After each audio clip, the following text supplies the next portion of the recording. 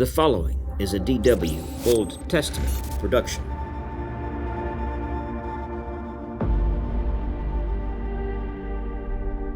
It should first be stressed that the distinction between the scriptures of the Old Testament and the New Testament is a Christian one, based on a passage from the prophet Jeremiah. For the Jews, there is only one testament, called the Covenant.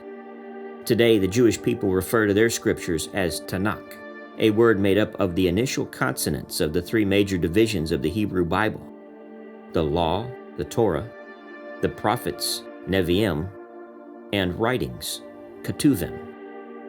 This simple division of law, prophets, and writings can be confusing, however, since the Jewish canon groups the books of Joshua, Judges, Samuel, and Kings with the prophets, even though they recount the historical deeds of the conquest of Palestine and the reign of Israel's kings.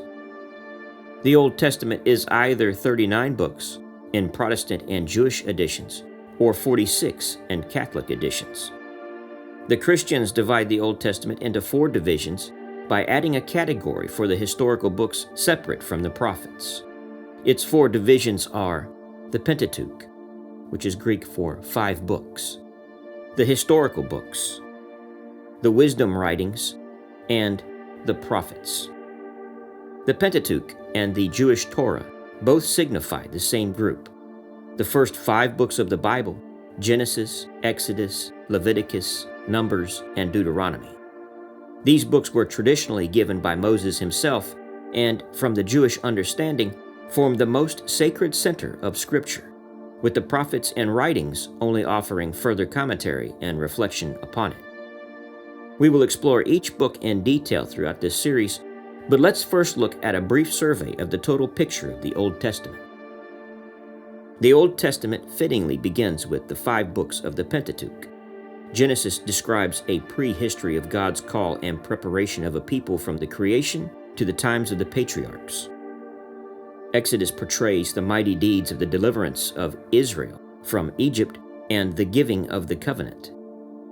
Leviticus describes obligations of that covenant, while Numbers adds more laws and continues the story of Israel's time in the desert. Deuteronomy, written as a speech of Moses, serves to deepen and sum up the meaning of the covenant for Israel later in its history. The historical books explore the Israelites living out the covenant in the promised land of Palestine. Joshua describes its conquest, Judges the settlement and struggle for survival, 1 and 2 Samuel the growing need for and coming of its kings in Saul and David. 1 and 2 Kings traces the history of religious fidelity in the kings that followed David down to the end of the monarchy in about 586 BC. Since all 6 of these books have a style and message similar to Deuteronomic history, they teach one consistent message that points out Israel's infidelity to the covenant and warns of coming destruction.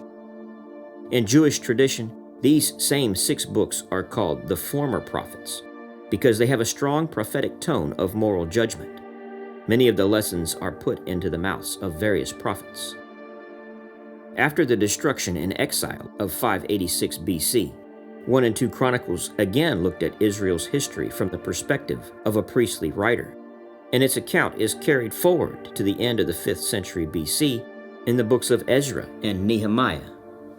This later period after the exile also observes many smaller works. Ruth tells the story of a faithful Israelite woman from the time of the Judges.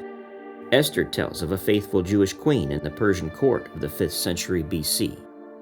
Judith relates how a heroine at the time of the exile saved her people. Tobit describes a faithful Israelite from among the people exiled in 722 BC to Assyria.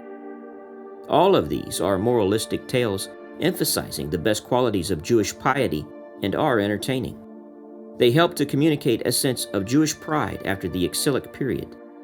The original incidents may have been based on historical persons or deeds, but these were long forgotten and/or are past our ability to recover them. Thus, they are called edifying tales. Finally, the post-exilic period is brought to a close by the 2 books of Maccabees, which tell the story of the Jewish revolt for independence against the Greek government of Syria in 168 to 164 BC. The next section, the Writings, contains many profound and beautiful examples of Israelite reflections on faith. The book of Psalms gives us prayers and hymns. Proverbs, Koheleth, Sirach, and the wisdom of Solomon offer the statements and insights of the wise men. The Song of Songs is a series of love poems treasured as an analogy of God's love for His bride Israel. The prophetic books are divided into two parts by our modern Bibles, the major prophets and the minor prophets. The main reason for the division is size. The major prophets are all long books: Isaiah, Jeremiah, and Ezekiel. Daniel is included here, but strictly speaking, it belongs with the writings as an inspirational work. The minor prophets are called the 12 in the Jewish canon, probably because they were all copied down one after another on the same scroll in order to save space. These prophets range from Amos, the first prophet in the 8th century, down to Joel and Malachi in the 5th or 4th century BC. This then is the Old Testament. It spans a great sweep of time from perhaps 2000 BC down to the century before Christ. But in noting this large span of time, we must be aware of thinking that the books in the Old Testament are in chronological order. They are not. Written at many different times, they are found mixed throughout the Bible. As a result, we must treat the actual chronology separately and explore the corresponding books that relate to that time period separately from how they fall in biblical order. We will do so in this lecture series. So what is the chronology of biblical Israel?